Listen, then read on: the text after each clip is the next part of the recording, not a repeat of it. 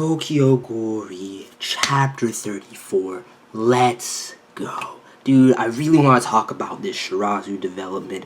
So many things going on with this chapter, and as always, we're sticking with the new review style. We're going super in-depth, page-by-page analysis, because it's fucking fun, it's necessary, and you guys really seem to enjoy this new review style that I've been implementing with the re-reviews, where I go page-by-page and analyze everything. So, I want to keep doing it, because honestly, the depth and complexity of Tokyo Ghoul sometimes, and just everything we have going on, and how much I love this series, I love doing the reviews like this. And yes, it's long, but you guys seem to enjoy it, and I will be straight up honest and tell you, for those of you that wonder, I enjoy doing this because Tokyo Ghoul is probably my favorite thing to review right now. Doing these chapter reviews is a lot of fun to me. But anyway, let's go. Before I start talking about the chapter, though, Ishida, can you please do me a favor? Please, please, please, please. Now that my boy FURA is on scene, now that Taishi FURA is part of this arc and he's going to be going in the Rosewald investigation, can we please see him go in at some point? Can we see FURA fight? Some I don't care if it's some small time Ghoul. I don't care if he just, wreck shit real quick. I don't care if he gets owned. I just want to see him go in. I want to see him go in, dude, because I love this dude. I'm so happy he's around. I'm so happy he's finally going to start to get the face time that he so deserves, in my opinion. And some people are going to be like, yo, Wukong, what the fuck you talking about, dude? Why do you give a shit about this dude? We've barely seen him throughout the entirety of this series. Why do you care? I love this dude because I love him in Tokyo Ghoul Jack. Tokyo Ghoul Jack, the spin-off chapters, he is the dual protagonist alongside Arima. And I love FURA in Jack. So I know he's, a first-class investigator and everything like that. I'm sure he's progressed tremendously since that time. I want to see it, okay? But anyway, let's go. First thing we're going to be talking about is the Shirazu backstory and the kind of insight we get into his psyche and into what he's been through in his past with this dream sequence in the beginning. If you look at it closely, his father, who hangs himself, and you see the room is completely destroyed, so we don't really know exactly what the fuck is going on at this point or why Shirazu's father chose to kill himself, but at the very least we understand that there's a deep weight and trauma in Shirazu's past, and it's going to hint at why his goal, what his endgame and his goal truly is with wanting to make this money. So you see this room, and it's fucked up because as Shirazu just sees the hanging corpse of his father, okay, his father's just like, I'm sorry Ginshi, I'm sorry, just keeps apologizing. He's like, could you please die? Those are his last words to Shirazu, his son. And in the midst of this dream, he's also traumatized by the Nutcracker shit and having killed off Nutcracker. It seems to be heavily affecting him. And you see those last lines of Nutcracker where it's like, I want to become beautiful and everything like that. And you see when he sees his Quinky later on, which we'll get to, he throws up a shit ton and he's just like completely in shock by it. So that has definitely influenced his psyche in a great way. But ultimately, what I'm gaining from this and seeing this trauma inside Shirazu, and this is amazing development, something all the Qs need to develop at this pace throughout Tokyo KOORI. And we've seen, it mostly from Utsuki, and we've got a lot of it for Uri, but now Shirazu is starting to get that push, and I'm really excited about it. But you see the darkness and the weight and the trauma that lurks within, the mind and the corridors of Shirazu's mind, and this influence that it has on him, and it's crazy. And I'm really excited to learn more about it, get more into Shirazu's mind, and find out more about his backstory. So that first page got me. I was not expecting to see that I'm ready for the Shirazu developments, right? I love when he wakes up from this dream and Psycho just comes in. Mitsuki's like, is everything okay? And he's like, squad leader. Psycho's just like, squad leader, did you piss yourself? I was like, dude, Psycho, this is why I look like all of Psycho's one-liners are gems. They're amazing, dude. They're absolutely amazing. I have to quickly note, dude, Mitsuki with this new eye patch, like, I'm loving the look from Mitsuki right now. And it's hilarious to me. I feel like, during this chapter, the Hirako squad, calls Mitsuki eye patch. I'm just thinking of, like, some sort of spiritual succession to Kaneki at this point with Mitsuki's character. But that's neither here nor there. Let's go on. S1 group of investigators is on the Rosewald case. We see them meeting at the beginning of this chapter. I love just the banter between them and, talking about Psycho talking about her online friend and the AK. He's like, I kicked that American bastard's ass with it. And Urie's just like, fuck, I don't speak game talk. Don't talk to me. I'm just like, Urie, you're always going to be a fucking prick, aren't you? Like, I thought Mitsuki's slowly starting to change, and she probably isn't. Urie will definitely develop to that point at some point and go down one path or the other, whether it's a dark path or whether he gets redemption. But right now, I still don't fuck with the boy, dude. He's grimy. He's a fuck boy. I hate him. He's a prick. I'm sorry. Anytime I can bring this into the equation, I'm gonna talk about it. All right. But the majority of this chapter, I don't really need to go too much into this dialogue right here about them talking about the meeting of, yes, you know, young Washuuu Matsuri is a dick. He doesn't give a shit about anyone in the younger subordinates, like rank 2 and below. No, you don't need to know about this Rosewald investigation, as they're complaining about why they didn't know about it. Then we see KAJIMA, okay? We see this man that I strongly believe still has ties to Organization V and has inserted himself long ago within the CCG. It does not seem hard for if they're an organization of that expanse, with the little we know about them. This makes perfect sense to me. I still don't trust KAJIMA. He just looks on, and the thing about it is his assistant though looks normal as shit, but I still don't know. I really still don't know. But he thanks Sasaki for the other day. Thanks for his help the other day. And that's pretty much all we see. After that menacing introduction, you just got to be wary about this man's movements. And I think he's going to be participating in this Rosewald investigation. I'm really interested to see what his demeanor is like going forward, because we have to be keeping an eye on KAJIMA. But ultimately, he doesn't really do much this chapter. He's just kind of there.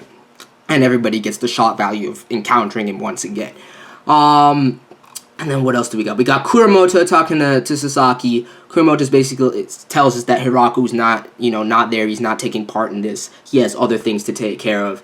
And then you got the rest of the Hirako squad talking to Mitsuki, like I was saying earlier, and her starting to get that recognition for her skills and being promoted to, you know, rank 1 and everything like that. So, like all of that. Now, this is where the chapter really starts to get interesting for me, because we got Hori Chie and my boy FURA on deck.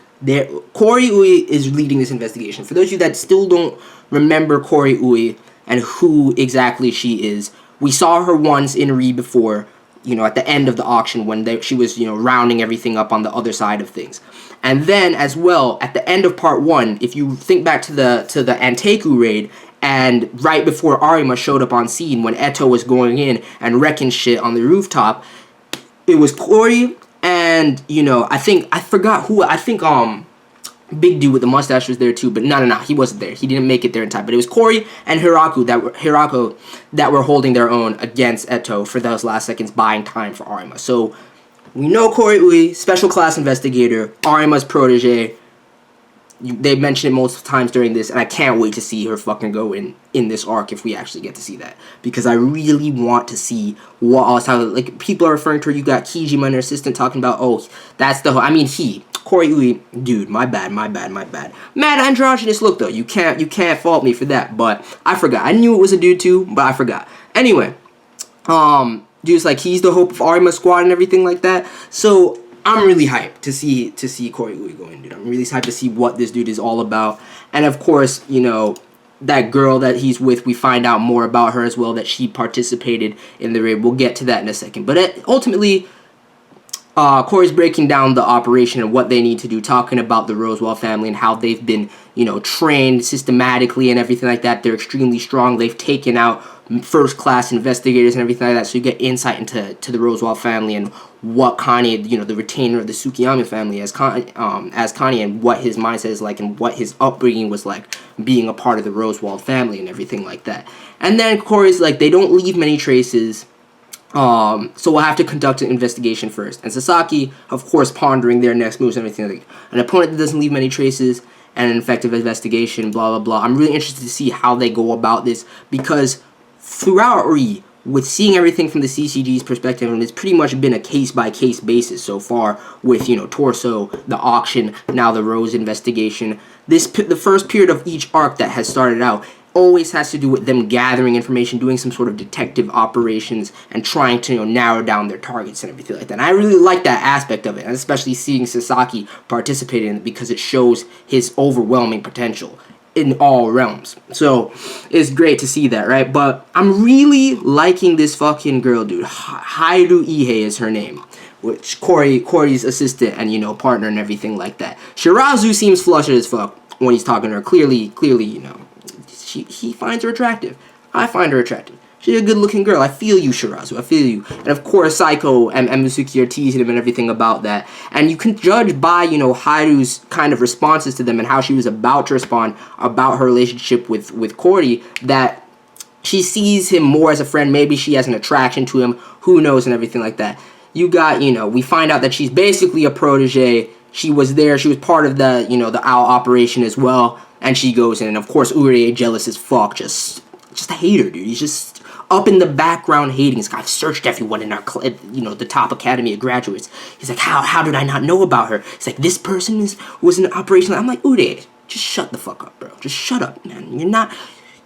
I'm done. I don't even want to get rattled over it. FURA basically outlines who Haru is and everything like that.